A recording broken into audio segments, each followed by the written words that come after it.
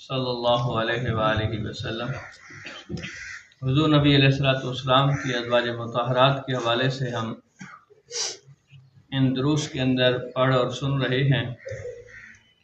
حضور نبی علیہ الصلوۃ والسلام کی آخری شادی جو ہے یعنی 11ویں شادی سیدہ میمونہ رضی اللہ تعالی عنہا سے ہوئی۔ سیدہ میمونہ رضی اللہ تعالی عنہا کا جو پہلا نام تھا وہ برہ تھا۔ پھر نبی کریم علیہ الصلوۃ والسلام کی نکاح میں جب آئیں تو نبی کریم علیہ الصلوۃ والسلام نے برہ سے تبدیل کر کے آپ کا نام میمونہ رکھ دیا۔ آپ کا جو تعلق ہے وہ قیس بن اعلان قبیلے کے ساتھ تعلق تھا۔ آپ بھی پہلے ایک دفعہ ایک جگہ سے طلاق ہوئی، پھر دوسری جگہ پہ آپ کے شوہر فوت ہو گئے۔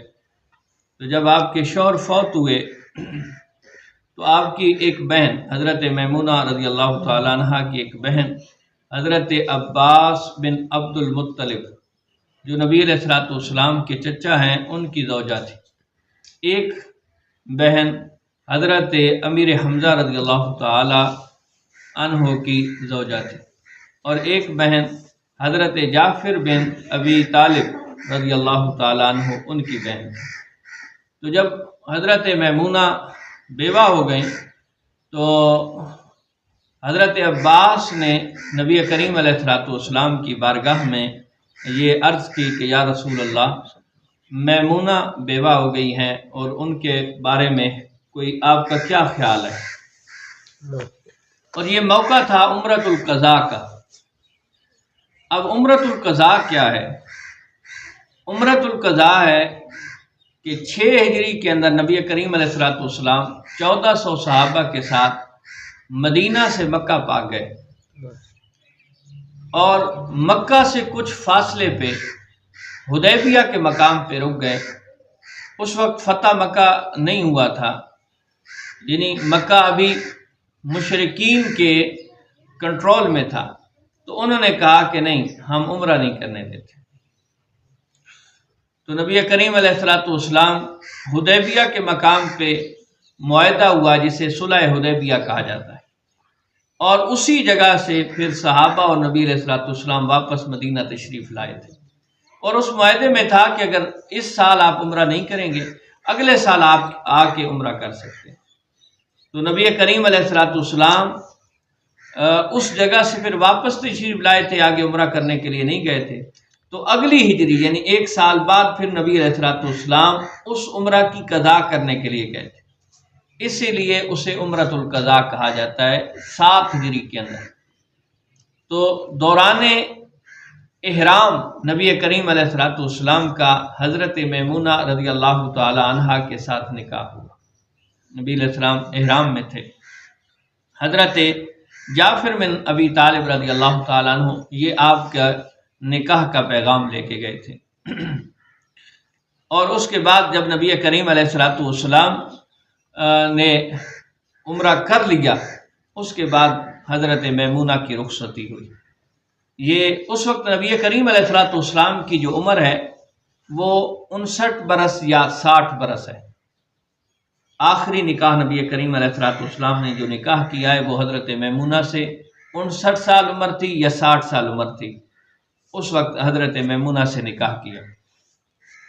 تو حضرت میمونہ رضی اللہ تعالی عنہا بھی جب نبی علیہ الصلوۃ والسلام کے لیے، کیونکہ اللہ رب العزت نے جتنے لوگوں کو، جتنی عورتوں کو بھی نبی علیہ الصلوۃ والسلام کے لیے منتخب فرمایا ہے وہ لاجواب عورتیں ہیں۔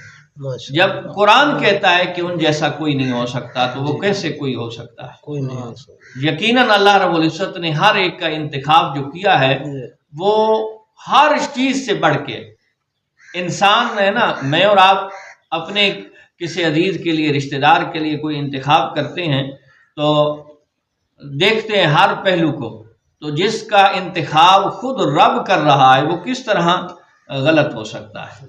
بلکہ جب سیدہ عائشہ صدیقہ رضی اللہ تعالیٰ عنہ پہ ایک مرتبہ جو اعتراض ہوا تھا، آپ پہ جو بہتان لگایا گیا تھا، تو آپ کے ایک صحابی ہیں حضرت عثمان، غالباً حضرت عثمان کا ہی قول ہے، انہوں نے عرض کی یا رسول اللہ، جو رب آپ کے جسم پہ، آپ کے کپڑوں پہ ایک مکھی نہیں بیٹھنے دیتا، وہ آپ کے حرم محترم کے اندر کوئی ایسی عورت کیسے آنے دے گا؟